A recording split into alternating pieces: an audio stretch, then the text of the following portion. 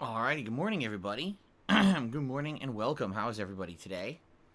I welcome you all to a fun full day of new releases on my streams. That is right. In a very how can I say, it's not really rare this time of year, but I guess I could say it's been rare recently because this last month has been pretty slow when it came to new releases. Every once in a while we had one, but it's rare these days when I play a full day of new release content. Although coming up in just a couple of weeks here, coinciding with the release of the PS5, there will likely be many days when I'll be doing double new releases, and there won't be time for chill late night content, alright? But today, it is a double new release day. First of all, a spooky style scaring game. That's right. Sometimes I play a driving style racing game. Sometimes I play a Japanese style role-playing game. Today I'm playing a spooky style scaring game in the Dark Pictures anthology, Little Hope. So I hope you guys are excited. It's downloading right now. Kind of funny because I wanted to get this last night to get it pre-installed ahead of time. It wasn't on PlayStation Network at all. The only way you could buy this last night was if you bought the bundle of Man of Medan and Little Hope for $50. Now I already have Man of Medan from last year, so I wasn't going to spend an extra $20 for no reason. So I had to wait. And it didn't actually appear on PlayStation Network until the middle of the night, I guess, but I was asleep. So as soon as I woke up this morning, I ran into the office, got it, and got it installing here. But it is one of the slowest installs I've had on PlayStation 4. First of all, it's 70 gigabytes. 70 gigabytes for this game. So hopefully the graphics are good. With an install that huge, you gotta think the graphics are probably going to be quite good, right? And it has been installing now, no exaggeration, since about 9:30, 9:45. So it's been about an hour, and we're up to about 50 gigs. Okay? It's basically telling me like 15 to 20 minutes left to finish installing. So it's days like today that I'm glad that we have a pre-stream. So we have time for this to finish installing properly. Okay? Apparently reviewers aren't too keen on the game. I don't really give a shit. Reviewers have never been too keen on these narrative-based horror games. They thought Man of Medan sucked, and I thought that it was decent, at least. I got some good, enjoyment out of that. They didn't like Until Dawn either, and I loved Until Dawn.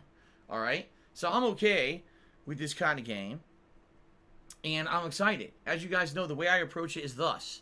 Today is our first run in Little Hope. All of the choices you make in these games actually determine what happens, who lives, who dies, what happens in different scenarios in the game. It truly is a choose-your-own-adventure style game. So today is the first honest run. People are saying it's probably about 4 hours long. Now, you guys know me. I usually take a little bit longer my first run to look around for supplemental documents, for story purposes, and collectibles and the like. I would guess my first run will probably take me about 4 to 5 hours. All right? So if that is the case, likely I will not beat this game today. Likely we'll get a good tear into it, but we won't actually see the finale today, which is fine because I'll explain in a moment why that's perfectly fine. But we shall have some fun today with a spooky style scaring game. Okay? Then later tonight is a continuation of Watch Dogs Legion. The new release that came out yesterday. I have no idea why a big profile new release came out on a Thursday, but it did. And so we'll continue on with that tonight. I actually got a little bit of advice on some of the things I should do in the game to make the game a little bit better, so I'm going to do that tonight and see how we do. I actually enjoyed it yesterday. I really did. I thought the gameplay was great, but obviously I'm wondering if the story will hold up when you don't have characters who are actually like developed. Instead, they're just kind of disposable characters you recruit from throughout London. Well, I guess we'll see as we get further into the game, right? So that's going to be later tonight. 2 hours of Watch Dogs Legion, okay? Hold on 1 second, everybody. 1 second. Turn off this light. There we go. Don't need that.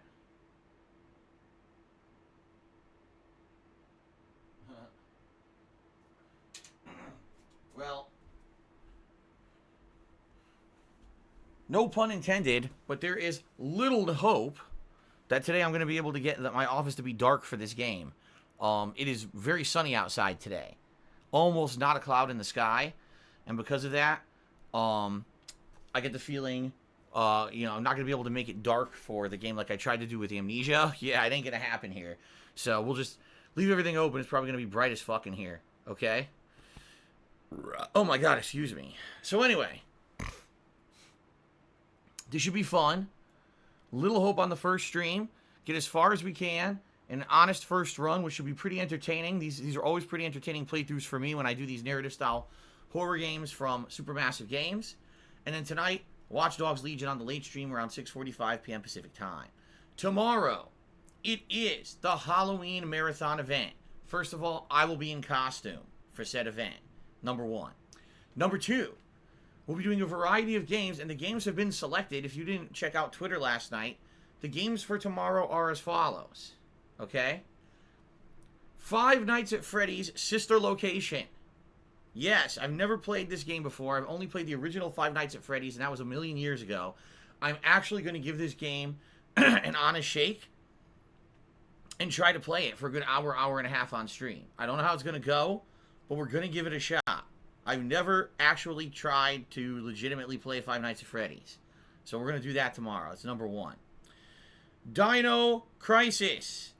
A game that I played during a Halloween marathon many moons ago. It was several years ago. And people ask me repeatedly, would I ever go back to Dino Crisis? Well, guess what? We're going to basically play it again.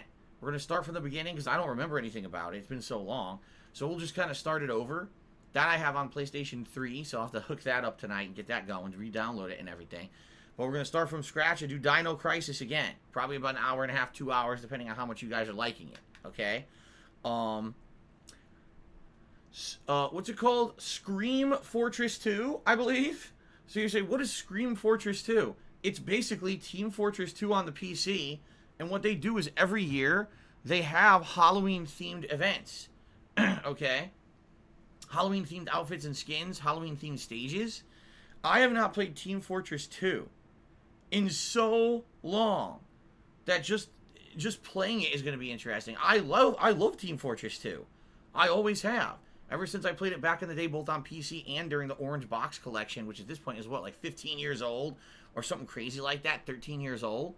So we're going to be playing that on PC, and likely it's going to run like shit, because trying to run something on my PC while I'm capturing it is very taxing.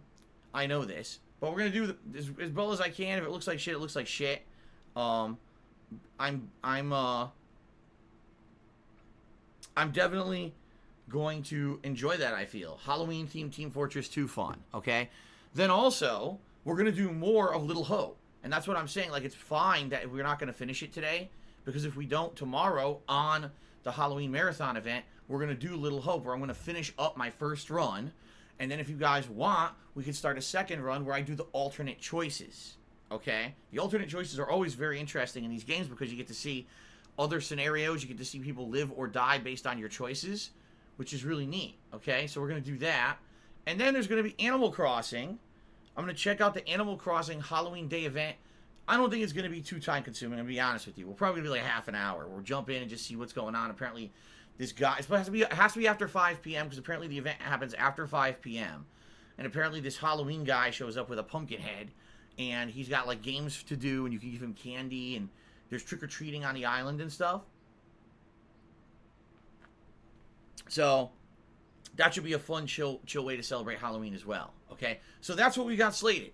What I'm assuming is that probably Five Nights at Freddy's, Dino Crisis, and Team Fortress 2 will probably end up spending like 90 minutes or more on each. And just between those, you're talking like 5+ hours of the stream.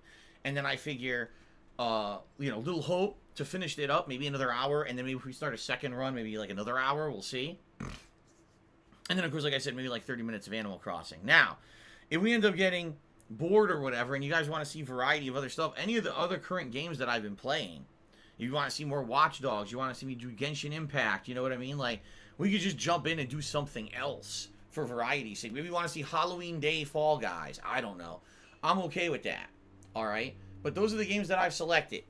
And, of course, you're going to have people freaking out. Why did he select this or that? It's very simple. It's availability. It's cost. Ease of use. Variety. And fitting a marathon style. For example, no, I'm not playing fucking Street Fighter V when it has nothing to do with Halloween, and I just played it last month for the Rageathon, right? No, I'm not playing Crisis Remastered. What the fuck does that have to do with Halloween? You know, like, people nominated the dumbest shit because they thought that I was gonna, like, just play whatever they nominated, this dumb troll shit, and I'm not stupid. No, I'm not playing Danganronpa V3 during a fucking Halloween marathon. It's probably the dumbest suggestion I've ever heard. Anyone who nominated that, I don't know what the fuck you were thinking, but you obviously weren't thinking. Maybe you were thinking with your butt cheeks instead of your brain. I don't know what else to say. Okay? By the way, I just want to say this. I did strongly consider Danganronpa Ultra Despair Girls, because apparently that is a horror-themed style game, but it's expensive. It's $30. And I was like, dude, there's no way I'm sinking $30 into a game that I'm only going to play for like an hour and a half for one day. Not to say that I wouldn't go back to it, but it certainly wouldn't be anytime soon. And I wasn't going to drop... If it was cheaper, like if it was like $10, I would have got it. $30? I'm not spending $30 on fucking Ultra Despair Girls. No way. And it's funny because that game's like 2-3 years old, right? Like, why is it so expensive? They never dropped the price on it at all. So, anyway, that's what we're doing tomorrow. It should be a fun event. By the way, there will be a live DSP Tries It during said event, and it will be a very fun DSP Tries It, I feel. All right? It'll be a special one. And there may even be a special surprise during the Halloween event. How about that? A special surprise for all of you. So, good stuff. All right, good stuff during the Halloween event. I hope you guys will join me tomorrow for the Halloween event. Okay? Then on Sunday, we resume regularly scheduled gameplay. It will be more Watch Dogs Legion on the main gameplay stream. And then Sunday night, it could either be more Little Hope, depending on how far we are into it, into our second run, or I'll check out The Legend of Zelda, Hyrule Warriors, Age of Calamity demo, which came out a couple days ago. Apparently the demo's about 90 minutes to 2 hours long. It would be perfect for a night stream. So I'm considering doing that Sunday night. So depending on whatever happens here, you know. Excuse me. Depending on whatever happens here, you know, that'll determine what we do Sunday night. And then on Monday, it'll probably be more Watch Dogs Legion and maybe the demo of Zelda, maybe some Pokemon DLC. Right? Because we still got a ways to go in the Pokemon DLC. We still got 3 legendary birds, plus 1 more legendary Pokemon in the actual DLC area to catch. And then we got to fill out the Pokedex. So that one's going to be a running project for a bit on night streams. So that may be Monday night, maybe not. But it all depends on how things go. Okay? And that's the streaming weekend. Now, as for next week, I'll be honest with all of you. I don't know what I'm doing. I have to sit down and look at the release schedule because I haven't updated the release schedule at all in like 2 months. So I don't know if there's anything actually coming out that first week of November or not that I'm interested in, or if it'll just be Watch Dogs Legion and maybe some Genshin Impact. Maybe we'll actually start up the Hollow Knight playthrough, which I'm strongly considering. If there's nothing going on, I'm strongly considering playing some Hollow Knight to balance with Watch Dogs Legion. Because here's the thing. I do not want to get invested in another major playthrough at this point, because I know come the second week of November, there's going to be an insane amount of new releases, obviously to coincide with the launch of the PS5, but just in general, an insane amount of new releases are coming out. The last thing I want to do is invest in a bunch of new games, and then I can't finish them because all the new releases come out, and I'm like, well, now they're all stuck. So that's why I'm thinking do some filler content, like a little bit more Genshin, and maybe starting up Hollow Knight or something like that. Okay, just to balance stuff out until the new releases start hitting. Okay? But again, I'm not confirming that because I have not checked the gaming schedule. There likely may be something in early November that I am interested in playing that I'm not aware of because I haven't checked it in a bit. Okay? So I'll let you all know as we get to next week what's going on with that. But good week this week for sure. This whole weekend here is going to be fun streaming all weekend long. And I thank you all in advance. All right? Also, once November hits, in just a couple of days, there'll be a new subscriber goal set up here for the channel. And that subscriber goal will be based around the Christmas Marathon event. You know, actually doing the event, having you guys nominate games for the event, etc. Okay? So we'll see. We'll see what happens. I may even do a goal here for like every 50 subs that we get, I'll have another Christmas sweater to wear. Something like that. right? Or every 25. I guess all right. I guess every 25 subs we raise, right? Maybe we'll do a new Christmas sweater. So I'll have like 2-3 Christmas sweaters for the stream or something silly to switch between. I don't know. We'll see. I got to think about what I want to do, how I want to do this. Okay, something very silly. So anyway, that's the deal, my friends. That's the deal. Okay. Anything else to talk about before we move on? I'm just trying to think. I would say no, that covers most of it. What I will say, guys, is thank you for all of the support recently. As you know, any support you lend to my streams keeps the streams going, and in particular, this next month will be a very expensive month for me with the incredible amount of games, plus the PS5 and accessories I need to buy. So anything that you contribute to the streams is much appreciated. If you cheer, sub, or tip today, I will give you a shout-out. And I'll keep in mind, this is a narrative-based horror game. I may have to pause the game frequently to do shout-outs, and there's nothing I can do about that, okay? Now, if you are thinking of contributing to the streams today, I would prefer tips. Tips help me in the short term. Tips allow me to spend it on things like games like today. I had to buy this game. I have to buy a couple games for the Halloween event tomorrow. I got stuff that I'm spending money on here. So when you tip me, that's funds I could use immediately, right? Now, if you cheer, if you sub, if you pledge to my Patreon, because it's the end of the month and, it's last chance to really pledge to my Patreon, or you buy a t-shirt, all those things help as well, but those things help more long-term. Well, if you tip me, it helps me in the short term, and with all the games I need to buy in the next 2 weeks, tipping is definitely the way to go. All right, so please consider tipping me, if at all you can. Or, another way that you can help is to check out my Amazon wish list and maybe purchase some PlayStation Network credits that you can send me, and that way I can just use those directly to purchase games off PlayStation Network in the next couple of weeks, okay? So how do you do that? You type !wish list into the stream chat. That brings up my wish list. You can check it out. Any of those denominations of PlayStation Network credits would be great. That's listed there. However, if you are planning on buying something from that wish list to help me out, please know you're going to get sent the codes. For some reason, Amazon doesn't send the code to me. It sends it to you. And then you actually have to forward it to me at my email address, darksidephil@hotmail.com. So I don't want anyone to think, I bought something nice for Phil to help him out, and then they don't send it, and I don't get it. Now, that's kind of counterproductive. So just throwing that out there so you guys are aware. So there's no miscommunication or anything like that, okay? But please consider it. Seriously, either my wish list, get me some PlayStation Network credits, or if you could tip me, either of those things help tremendously. Now, on today's stream, we have reward goals based on the amount of tips that I receive. If I get $50 in tips, I'll put on the Gunner glasses. For $100 in tips, we get a vest. Yesterday, we did hit the tips goal on the early stream, and I put on the platinum vest, so that means all other vests would be eligible except for the platinum today. 5 different colors. All right. I am wearing the headphones today because I would like to hear the actual atmospheric, spooky, scaring sounds of the game. It is a spooky style scaring game. After all, I want to hear the cool, spooky sounds.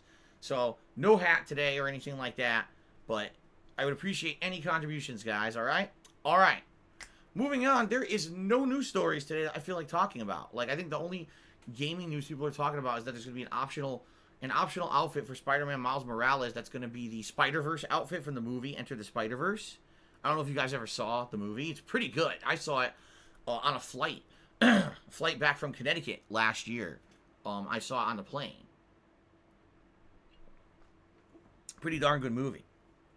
But yeah, that's pretty nice. But outside of that, there's really nothing else going on. I haven't heard anything in the realm of game news. I guess Fall Guys is starting to sell physical merch now. They have a t-shirt with a bean guy coming out of the pocket of the shirt or something silly like that. And I think Fall Guys, if you're interested, if you've been playing it, they have it for 200 kudos. You can buy a Wicked Witch outfit for your character.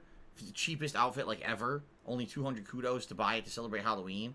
But that's about all I saw this morning on social media about gaming stuff. Nothing too crazy. I think right now is kind of the calm before the storm because, as you know, in 11 days you got the release of the Xbox Series S and X, and then in 13 days you got the release of the PlayStation 5. So we've got such crazy anticipation and hype building here for these releases that everyone's super duper excited, right? But there's really nothing else going on in gaming news, so it is what it is, I guess. All right. So I really have no stories to talk about. Unless you guys have hot topics to talk about on the stream chat earlier here today before we get started with the game. What I'll do is I'll just go right into shout outs to start. And if you guys have anything to talk about, I'll give you a shout out for your contributions. If you want to tag me in the chat, talk about a certain topic, we could do that. Okay? All right, so we start off with some overnight cheers from Golden Colts. Okay? Liza Soul, no, I'm not going to check out an HBO Justice League special. I don't have HBO. He said, I'll donate you an HBO subscription for you to give your take on it. How would you even do that? How do you gift an HBO subscription? I mean, if you were to gift me a way to get it for free and it wasn't an ongoing subscription that's going to fucking auto-charge me like the EA bullshit did and fucking piss me off, then maybe I'd consider it. But I don't know. It sounds to me like a scam. But you're right, I never saw Justice League. So anyway, Golden Colts did a few cheers overnight, okay? His first cheer says, what's stopping you from making a decent homemade za, or za means pizza? Well, I actually do make homemade pizza, but it's not authentic. What we do is we buy the pre-made pizza dough that comes in those refrigerated rolls, like Pillsbury pizza dough, and we have a pizza pan, and we spread it out on the pizza pan. All right. Well, actually, you have to put non-stick coating on the pizza pan. Spread the dough out to be kind of round on the pizza pan.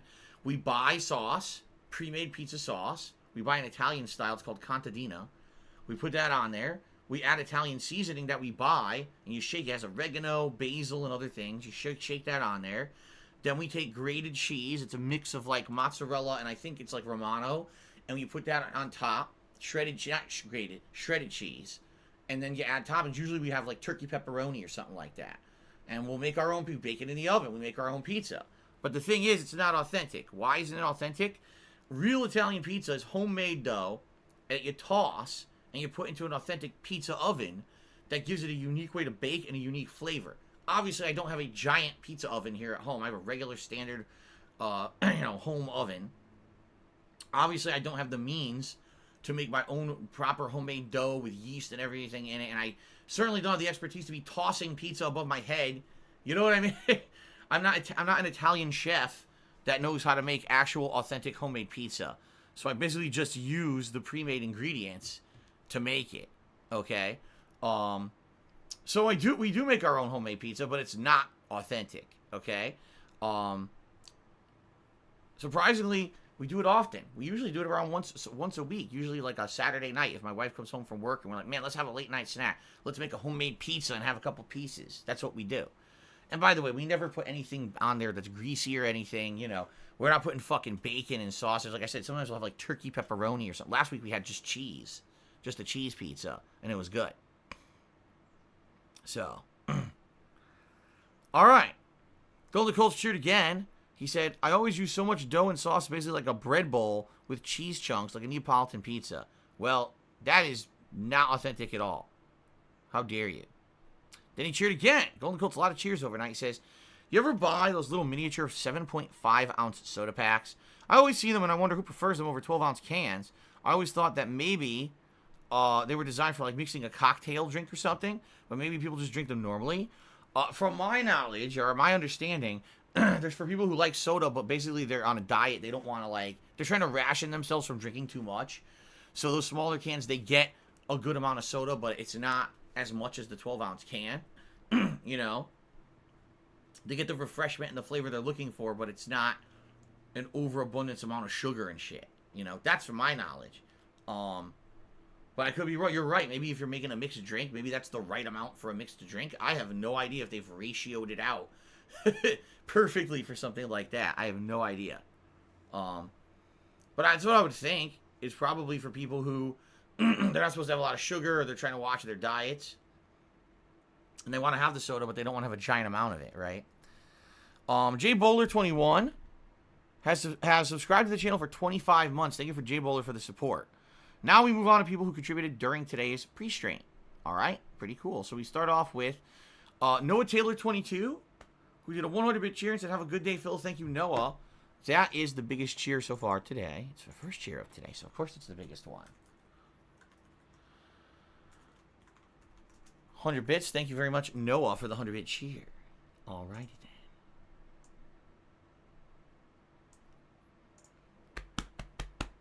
I felt a giant burp coming on. Excuse me. There we go. Rob is the first tipper of the day. What's going on, Rob? He tipped me $5. He says, I hate jump scares typically, but this game is too intriguing to miss out on. I've turned my sound down.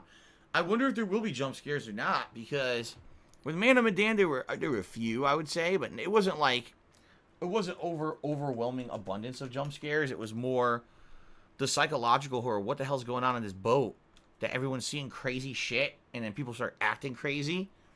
An overall feeling of dread that something is gonna happen. But I don't think there were a few jump scares I remember, but it wasn't like every 5 seconds a fucking jump scare like they do in some horror movies today. It's so lame. The worst, you know what the worst ones are? The audio jump scares, because a visuals jump scare, at least usually there's something creepy on the screen that makes you jump. But just the audio jump scares are fucking bullshit. Oh my god, you played a loud note or a loud sound effect, you know, out of place of what was supposed to be going on in the game, and it makes you jump because of it. And I hate those. I think they're absolutely stupid, and they're a cheap tactic to get you to react to something that actually isn't scary. So, thank you, Rob, for the first tip of the day. Appreciate that. Frenolith Cheers says, you gotta visit your PW Dubs Island. I demand it, and I'm not even gonna read the rest. When you demand something on my stream, that's where I draw the line. Frenolith, you are now officially on microscopic, microfracture cracked thin ice. Microfracture fracked. We're fracking the ice now, apparently. Microfracture cracked. That means if you so much as breathe any more than like a mouse level breath, that ice will crack. You'll go careening through into the ice cold sub-zero waters, frozen instantly, never to be seen again. So I don't want to hear it. All right, anyway. Let's see here. Sugar Snap 44 cheered and said, special surprise, will Catherine be appearing on stream? I'm not spoiling any special surprise. What do you think? I'm stupid? Why would I spoil? If it's a special surprise and I talk about what the special surprise is, then it's not a surprise, and it certainly isn't special. So why would I talk about it? Use your head here, Sugar Snap, but thank you for the cheer. I know you're just trying to get info out of me. You're not going to get it. Jethro's main cheers. Is there a news story? I don't know if you heard, believe that the Dutch courts are fining EA every week for loot boxes. I did hear that, but I didn't get the deets. What it says is, I guess in the Netherlands, the courts have fined EA, citing that loot boxes are gambling. And therefore, having loot boxes in their games is illegal gambling that's not regulated properly, and they fined them some, like, $11 million, but EA already appealed it, so basically, it's still undetermined. Even though the initial court ruling was, yes, it's illegal there, and they're going to get fined millions of dollars, they're appealing it now. So, that's all I've heard, and I don't really want to talk about it because it doesn't seem to be a far enough developed story to know really what's going to happen by the end of it to really speak about it, you know? But yeah, EA is getting sued worldwide for having these loot boxes in their games, and it just seems like the Netherlands was the first court that really, it kind of got to the point where there was a ruling, okay? So there you go. Sugar Snap cheered again. He says, don't you think it's fair and just that Twitch get a cut of streamers' tips? Like how a waiter doesn't get to keep all his tips, has to share with the chef and the dishwasher. No. Twitch is not attracting anyone to their site. It's the content creators who attract people to Twitch's site. So if Twitch wants to take a cut of cheers and subs, because those are actually a part of integration into Twitch, meaning Twitch created those revenue streams. If it weren't for Twitch, cheering wouldn't exist, right? Because it's bits, that's through Amazon, that's through Twitch. If it weren't for Twitch, subs wouldn't exist. You wouldn't have all these cool emotes or anything. That's because of a service that Twitch provides. But tips are completely outside the realm of anything Twitch. I was told as much years ago by Twitch contacts that tips you can do whatever you want with because they have nothing to do with Twitch, and therefore they don't deserve shit. And I will never be of the opinion that will deserve a cut of any tip whatsoever. And if they ever try to force people to take tips, I will leave Twitch. I'm not going to stay here and let them steal money they don't deserve. Sorry. Especially with the fact that Twitch has gone completely downhill over the last few years. There's no more partner manager to deal with anyone. They don't help with the MCA takedown issues. They keep taking down my streams erroneously. Fuck off. There's no way that I'm going to let them take more money from me. That's just not going to happen. So, if they decide we're demanding that we get a cut of your tips out of nowhere, we're changing the way the business operates, that's the day I leave Twitch and I go somewhere else. And that's just the bottom line. I'm not putting up with that shit. No fucking way. And the thing is, again, I like being on Twitch. Absolutely. All right. I enjoy being here. I like the community we've built here. I like the fact that we have cool emotes and memes and culture based around my streams, and I have a dedicated viewer base here. But if anything has shown me this year with the false DMCA claims and takedowns that I've had, you guys have shown me that if worse comes to worse, you will follow me no matter where I go, whether it ends up being YouTube or somewhere else. That you guys are not here for Twitch, you guys are here for me. And you want to follow me no matter where I go, and you want to support my content no matter where I go. And I feel confident because of that, that if something were to happen and Twitch were to basically, go downhill and try to force really fucked up stuff like that on the content creators, that you would just follow me no matter where I go, and I know that things would work out. All right? I just know it. So I'm not worried whatsoever. Okay? Georgie Nikoloff, not that I know what that name reference is, but Timmy $1.20 says, do you have IKEA in the United States? Generally, where does one go to get furniture in Washington? I changed my flat here in Germany recently and had to haul all my shit and assemble it myself. Not very pleasant. We do have IKEA.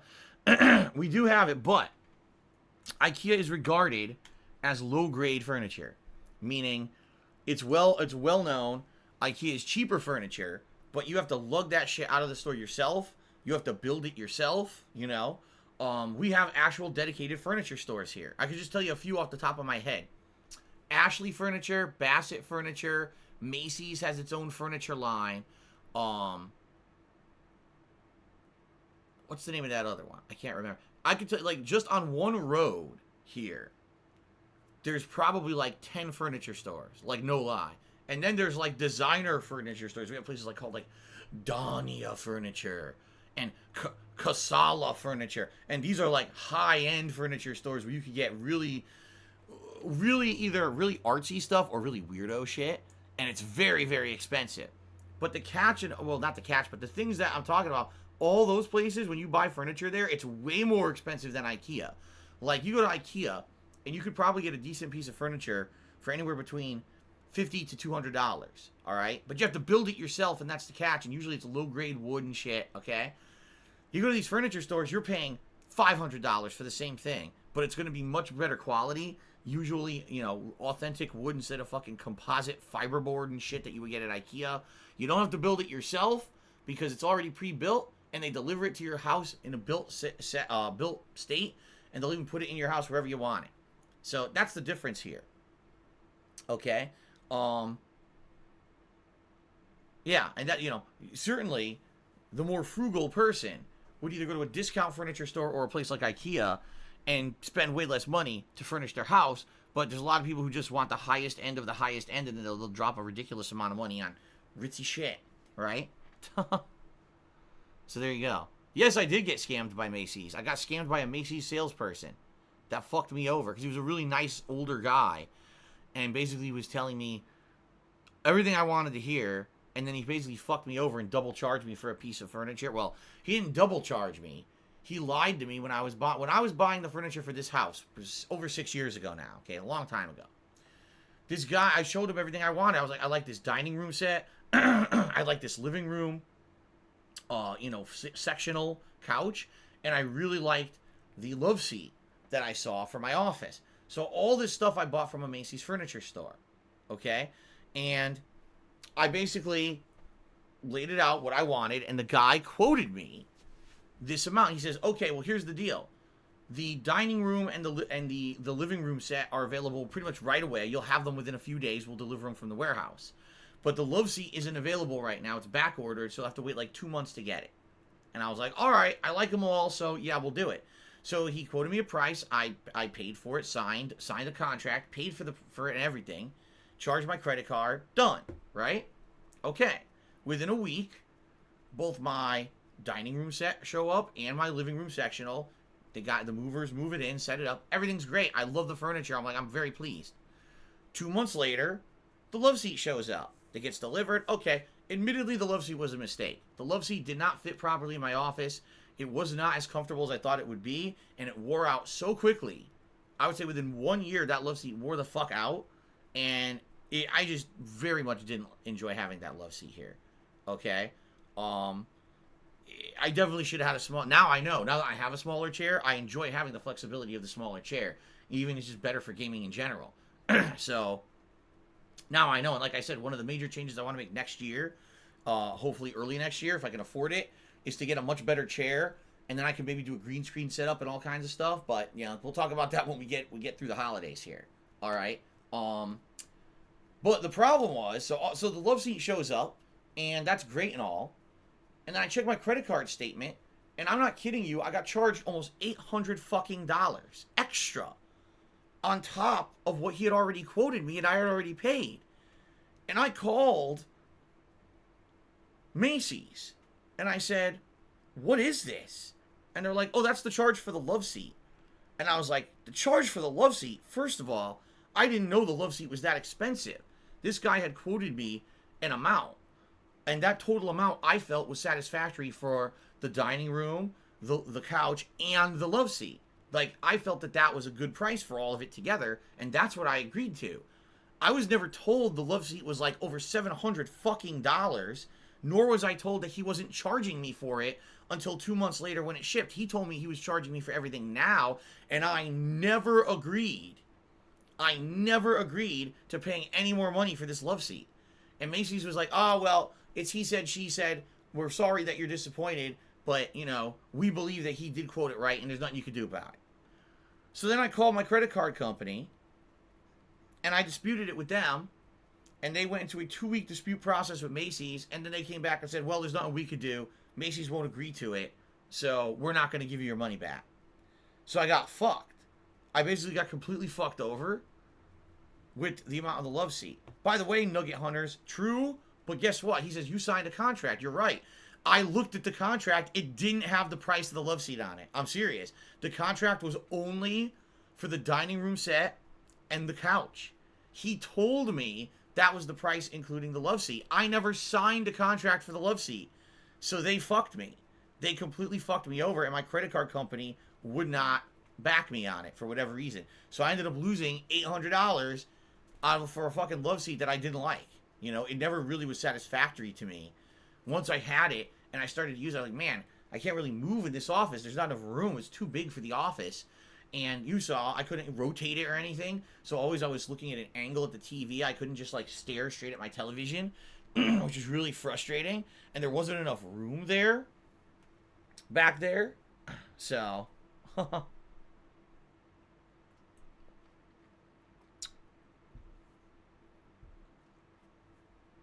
oh, I did tell the credit card company they breached the contract. I told them everything. I explained the whole situation. They said, "Okay, we're launching an investigation." And then 2 weeks later, "Oh, well, investigation over, and we believe that, you know, everything." I'll tell you exactly what happened. Macy's lied. What Macy's probably did, this sales guy, likely what he did is he showed me one contract and had me sign it. And then he had a second contract for the love seat and never had me sign it. He probably forged my signature, because what else evidence could they possibly have? He already had my credit card on file, so all he needed to do was forge a signature on it, saying, "Oh shit, I accidentally forgot to have him sign this. Let me just fucking sign, you know, forge a signature, and now I make the sale and the giant commission, and now it's he said, she said, how could this customer prove otherwise," right? I guarantee you that's what happened.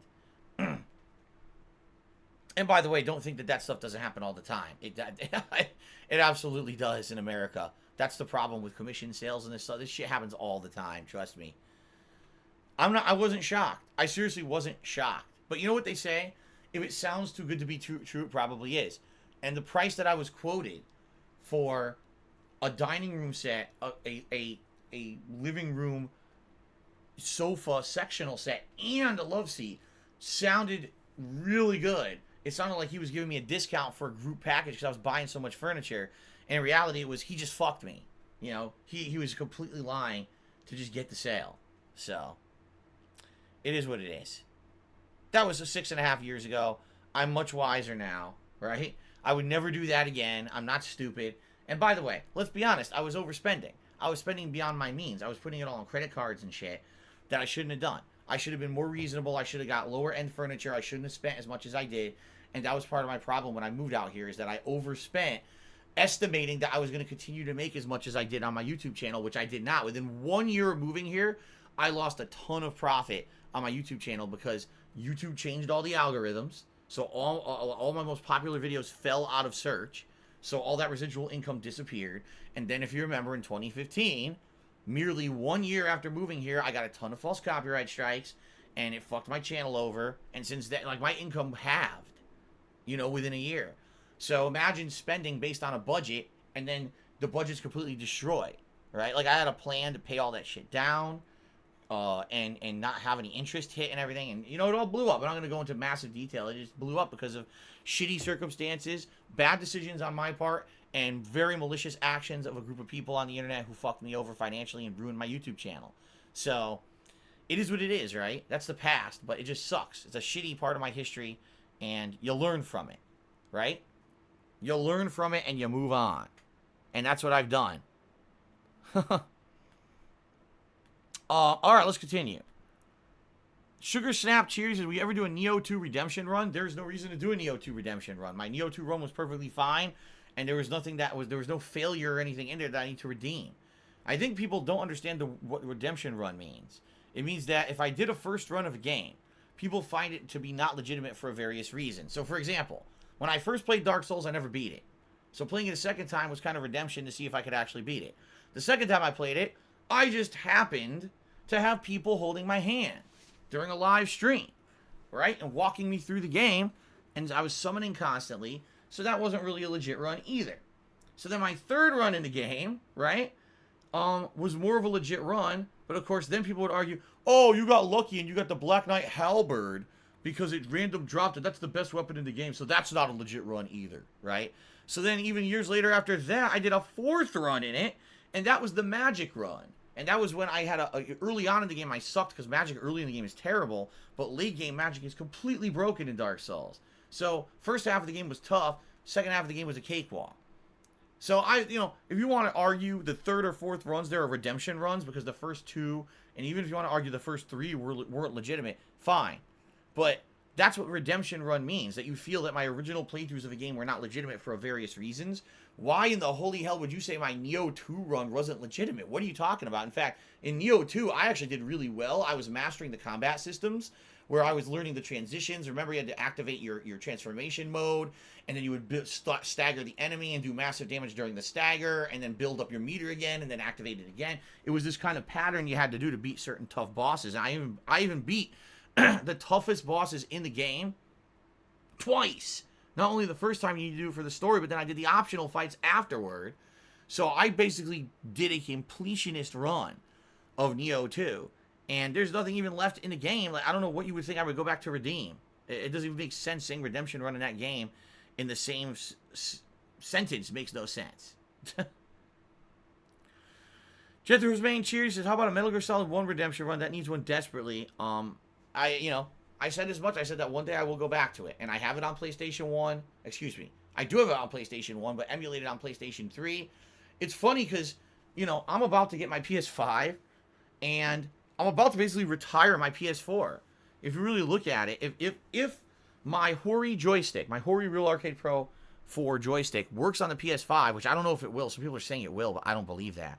If it does work, then that means every single game I'm playing on PS4, I can just convert over to PS5, and I have absolutely no reason to keep playing on my PS4, right? As soon as the PS5 arrives, it seems like I'm just going to be playing on that constantly, right?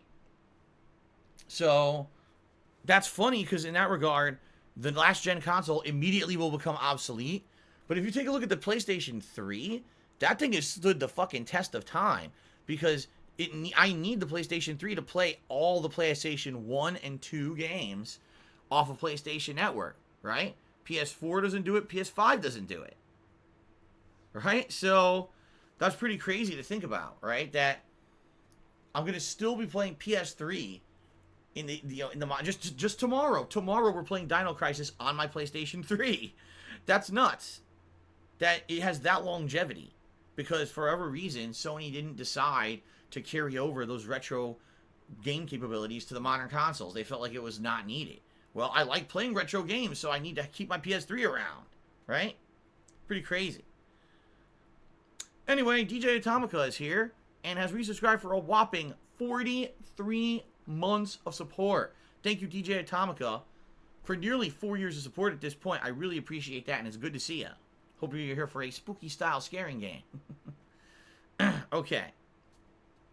No, Snakefish Gaming, I'm not selling my PS4 because that would be incredibly stupid. What happens if I'm playing on PS5 and much like tends to happen with a first wave of new consoles, it bricks? The graphics card dies, right? Or something else explodes. The PS4 transforms and flies out the window because the thing looks like a fucking transformer, right? Then I can't play games. And I certainly can't afford another console on top of buying the PS5. So, guess what? I'm keeping my PS4 Pro as a backup in case the PS5 breaks. There you go. Do I still have my original PS4? No. Got rid of it. It's broken. That original PS4 was broken. It had zero value because it had a disk drive didn't work, optical drive didn't work, USB ports didn't work. They all broke. So that thing was junk. I don't have that anymore. Okay. Let's get the shout-outs, everybody. Shout-outs for the top cheerers of the week so far. We still have a pretty good weekend of streaming coming up, but I'd like to say thank you to those who've cheered. First of all, we have a tie, triple tie, for 8th place between Dr. Tony Huge, Timbo Slice GB, and Ripley Atomic. Thank you, guys. In 7th, actually, it's a tie for 6th place. We've got Infinite 55 and Shadow the Hedgehog. 5th place for cheering this week is Rob on Wheels. 4th place, Benner Burrito. 3rd place, Ninstar Room. 2nd place, Pool King 222. And in 1st place, Jericho Kanye. Thank you guys for all the cheers this week. I appreciate it. Also, thanks to those who've gifted subscriptions this week, including Snorlax, Melody Zelda, The Alcoholic Mormon, and Lunaba, who all gifted a single sub to the channel. No, sadly, Kat was not lucky enough to pre-order a PS5. She was maybe interested. She was on the fence about getting it, all right? She was. She was interested in it. If she was going to get a next-gen console, it was going to be a PS5. And it was going to be dependent on ease of pre-ordering the damn thing. If it was easy to do it, she might have done it. But the way that it went down, how insanely chaotic it was, and the fact that there's still people that are trying to get it and can't, she couldn't get it, and she's like, fuck it. You know, she wants one. She's like, I guess I'm just going to have to wait until, like, next year when they're easier to get. So. Plus, let's be honest, she even said there's nothing on it she would want to play at launch anyway. I mean, yeah, Assassin's Creed and stuff, games that already exist and she's going to play on PS4, she would have liked to play on PS5, but no, she can't really get it. So, okay. Timbo Slice Cheers, a YouTuber I watched, came out yesterday and stated for the second time they got the so-called bug virus, as YouTube calls it, on policy, which makes their videos not show up in sub boxes or recommend pages. They state YouTube has no idea why it happens. I call BS. They 100% know why, but YouTube doesn't care about most users unless they bring in millions of views and dollars. No, I would actually argue they don't because they're stupid. The problem is people think the people who work for YouTube are smart. They're not. I'm serious. Take a look at the employees they hire. Fucking silver spoon in the mouth, Ivy League motherfuckers. They think that because they bring in these kids who are rich and went to fucking high-end colleges that normal people can't get into, that they're smart. Actually, in reality, I think it's the opposite. I think these are fucking coddled little kids who don't understand responsibility or work ethic.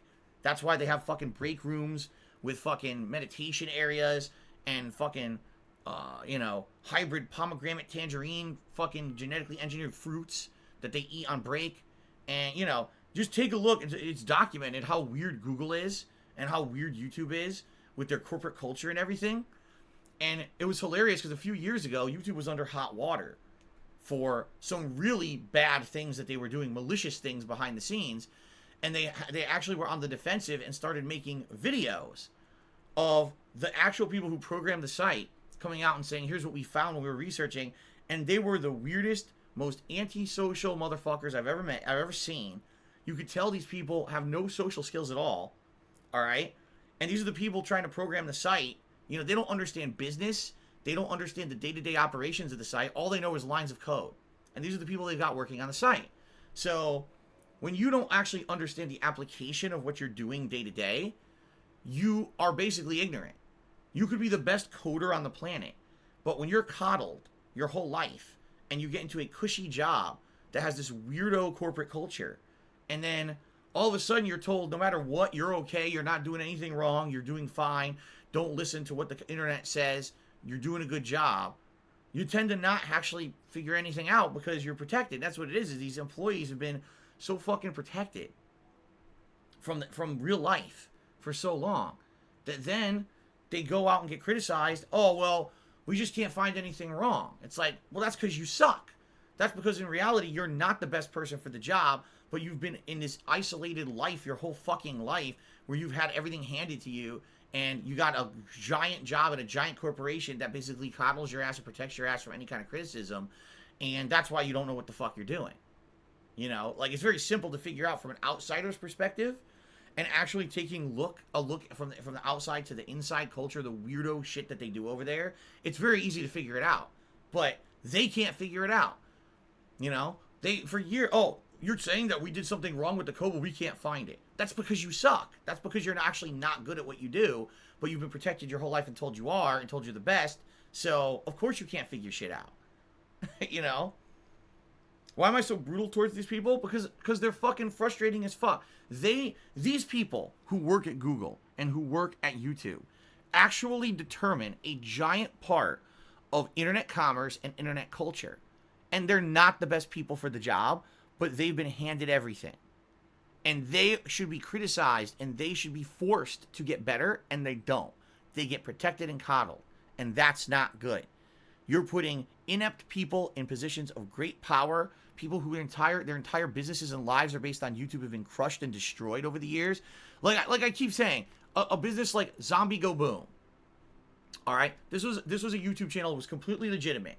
They made content that had a lot of zombies and gore and stuff in it, but it was comical. It had a giant viewer base. It was very profitable. They employed tons of employees. Overnight, YouTube snaps their fingers, employs an algorithm that says all the videos on Zombie Go Boom are demonetized because they're not suitable for advertisers. Zombie Go Boom appeals the decision. YouTube says, we don't understand why there's an issue. Our system works. Tough shit. Zombie Go Boom sues YouTube and loses in court because some dunderheaded judge thinks that the illegal contract that YouTube makes you sign when you first sign up for it is somehow legal, even though it violates California state law. All right? So here's an example of a business that was completely booming, did absolutely nothing wrong, and had to go out of business, right? Because they couldn't monetize their videos anymore. Because YouTube thinks they're better than everyone, smarter than everyone. They don't listen to criticism, and they're not smart enough to actually find problems when they exist. So, Chimbo Slice, you say, oh, this is bullshit. I bet they understand the problem, and they did it on purpose, but they don't care about the small guy. Well, first of all, it's very true. They don't care about the small guy. They never will. They're too big for their own good, so they'll never, ever give two shits about the little guy. It wasn't until many high-profile YouTubers over the past 5 years started complaining about problems with YouTube that YouTube even responded to any issues, okay? Just being honest here. But I don't believe they understand anything. I would say they're just dumb. They're ignorant. Again, they're not the best people for the job. These are people who went to Ivy League colleges, which basically means they just fucking passed by, got paid for diplomas by their rich parents. You know, they get into these jobs, they don't know what the fuck they're doing, and they're flying by the seat of their pants and told by management they're doing a great job. You know, and that's a whole culture that's completely different from the culture that you and I live in, Timbo. We live in a realistic culture here where we're based on performance at our jobs. We have to do a good job to actually succeed. There, you know, actual real life consequences for failing. They have none of that. They've never had those consequences their whole lives. So they're in a whole different cultural existence than we are. That, you know, failing. What do they call it? Failing up, Timbo. They call it failing up. They fail and they actually get promoted. They fail and they actually get their asses kissed because they come from a different class of people than we are. So there you go. That's my belief anyway. I could be completely wrong, but with my 12 years of experience with YouTube, that's the impression they've left on me. So. All right. Shuey701 cheered says, those coddled people would never win a gold medal with a broken freaking neck. That's true. Absolutely true. They're not one of them is Kurt Angle. That is correct. Okay. All right. So outside of that, I'm trying to think. Is there anything else? Anyone have any other questions? Any other topics to talk about before we adjourn for a quick break? So I can use the restroom and then we get ready for Little Hope, which I'm very excited for. Like I said, I love playing these horror games. And I get the feeling this will be another really exciting one. The first run's the best because you don't know what to expect. You don't know what's going to happen.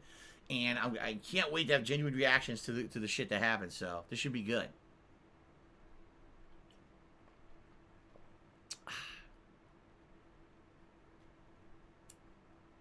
Are we good? Okay. All right, guys. So, quick break. I'm going to run and use the restroom, as I said.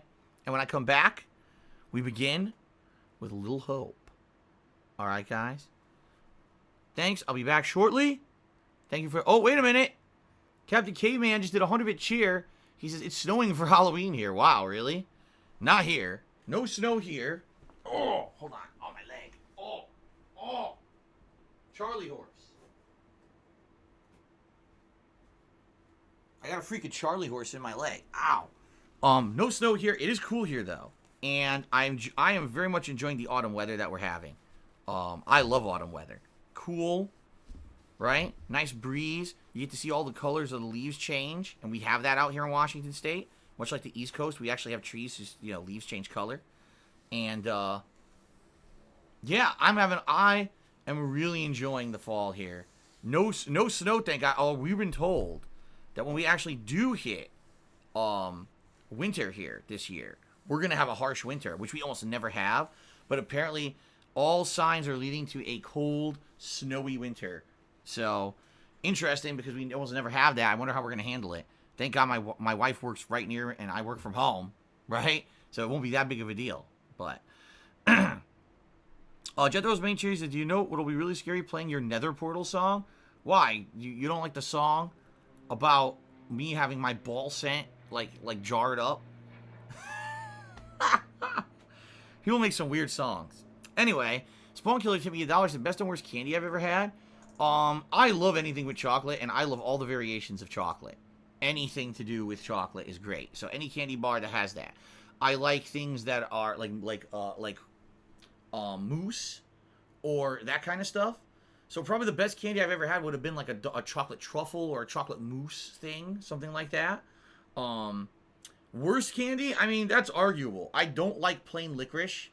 I don't like candy corn. I don't like certain hard candies that some people seem to love.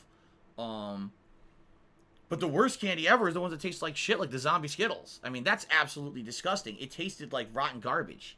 That's what the zombie Skittle tasted like. It actually turned my stomach where I almost threw up.